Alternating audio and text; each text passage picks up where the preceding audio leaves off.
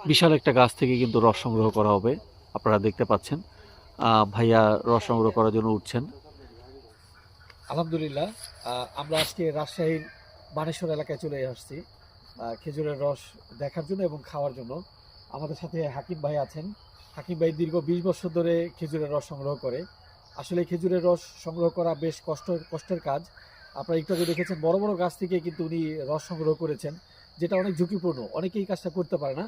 এই জন্য পেশা পরিবর্তন করেছে, যার জন্য আমরা সব জায়গায় কিন্তু খেজুরের রস খেতে পারি না। তো আজকে বানেশ্বরে এসেছি এই খেজুরের রস দেখতে এবং খাওয়ার জন্য। আমি একটু খেয়ে দেখি আপনার রস কেমন। আলহামদুলিল্লাহ, রসটা খুবই সুমিষ্ট। এখন নভেম্বরের শেষের দিক, এখন রস এত মিষ্টি হওয়ার কথা না, কিন্তু সেই সময় যেহেতু রস এত মিষ্টি, ডিসেম্বরের মাঝামাঝি বা তার শেষের দিকে যে রস আরো মিষ্টি হবে এটা বোঝা যাচ্ছে।